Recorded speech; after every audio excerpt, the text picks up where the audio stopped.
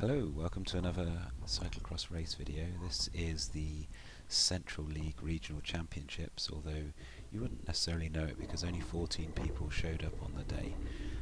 Mostly, I think, because the weather was so horrendous. We had Storm Bert joining us for this race, and this is the V40s race, and I started at the back of the grid on a row all by myself. I did make up a couple of places from my amazing start, but lost them again, and I think I'm second from last here. And the group are all moving away from me, so it's not looking good so far. There's obviously some strong riders here in the Central League. It's not the league that I usually race in, but it was the closest race to me this weekend. My regional championships is next weekend, and so I'll probably be making a video of that race. There is a much bigger field. I think we're looking more like 40 or 50 in the V40s race there, so hopefully there'll be a bit more competition that's a bit more of my standard, because I'm really struggling here right from the go. Hanging on to this little group here, trying to make a good account of myself, not given up yet.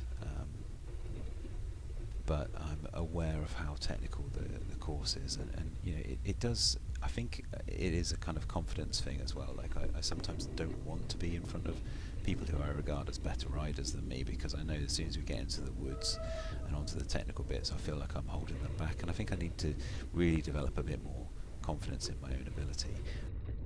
Because you know it is a race, and if I get ahead of people on the less technical bits and then hold them up in the more technical aspects, then that's all part of racing. So that's all going through my mind at this point, but then I think, well, you know, I can get past this guy, so I don't take any prisoners here. This guy is called Sam, and he reached out to me on Strava afterwards and said I gave him a good hiding, so that was quite nice, bit of feedback there. And here's the next target in my sights, trying to hang on to this guy in the orange helmet's wheel, and try and navigate my way through this technical bit here. Now in practice I was able to kind of ride up this bit here, both laps, but I think sometimes when someone kind of parks the bike in front of you, you think, oh, I'm going to have to get off myself, I don't want to crash into him. Maybe I was a bit too cautious there, could have put the power down a bit. Just look at all the standing water there, you see how wet it is. Apparently in the race after this one it was up to kind of your bottom bracket sort of height, so we had a narrower escape there.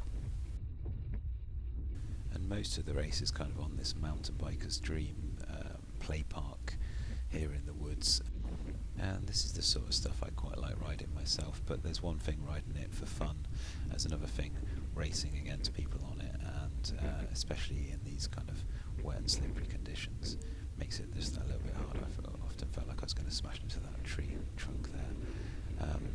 The race comes out again around this tree. I didn't quite work out what the best line to go was in all of the attempts, but that seemed to be not too bad, catching back up with this chap in front. And the lap seems to get progressively more technical as it goes on. Here the challenge is, can you get over here and keep pedalling over the top?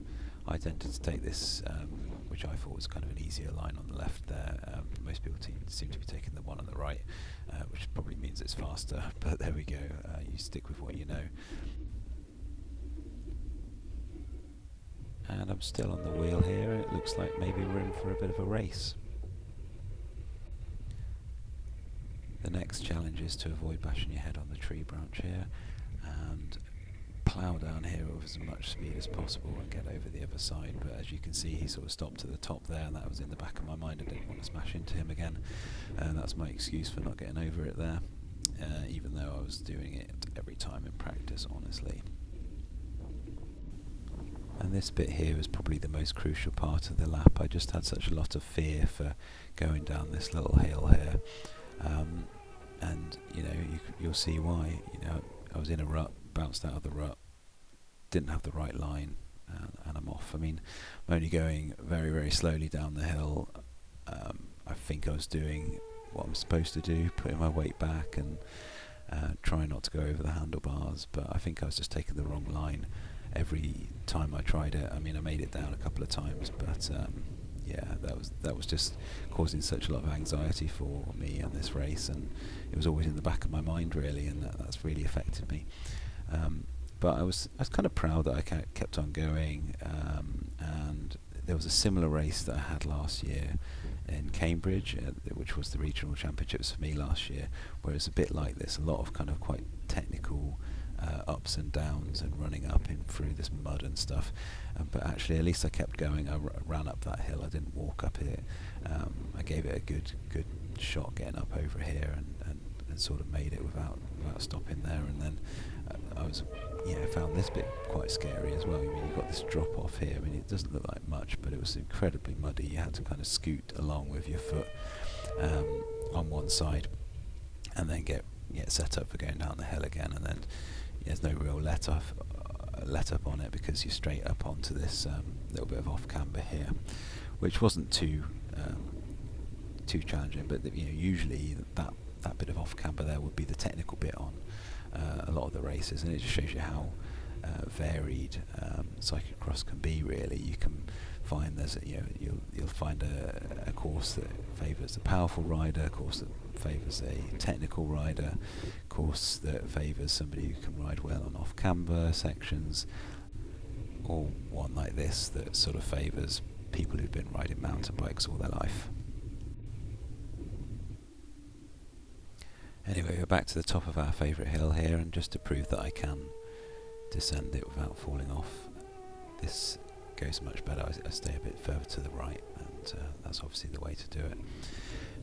You can see that at the time they're all kind of rearranging the course, because obviously everyone's had such a lot of difficulty with it, trying to give a bit more space at the bottom there to turn.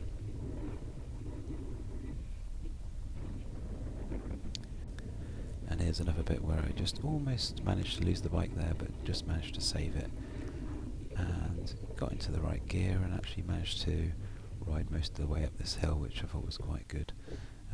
Having to hop off and run the last bit of it. I actually put my toe studs on for this race because I thought there'd be a lot more running than there actually was, and the only bit that I needed to kind of push the bike was that bit there, and it was actually quite rocky, so the toe studs made no difference whatsoever. But I suppose they gave me a bit of traction on bits like this where you have to sort of hang a foot to one side and steady yourself as you go around.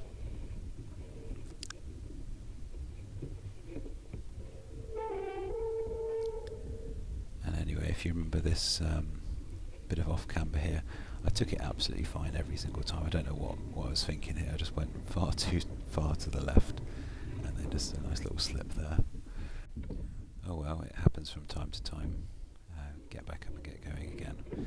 Didn't have any other issues on this bit. And here's where I'm lapped by the race leader, who is Paul Lloyd. He's absolutely streets ahead of the rest of the field, it looks like, because I was only really lapped by 2 or 3 people this race, which I think is quite good for me, and that the first person to come past me there is about halfway through the race, so well done to Paul. And here's this hill again. No! Once again I find a terrible line and come off into the big pile of leaves there. And you can just see how much mud's all over me there. It's quite funny. But I'm okay, the bike's okay. And I think I decide that that's enough riding down that hill for me. And from this point on, I'm going to pick up the bike and carry it down the hill, even though that's presents its own challenge.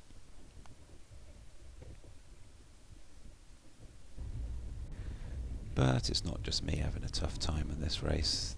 Look at this poor guy. He's got his inner tube wrapped around his front wheel there, and he's got a long run to the pits from that point in the lap.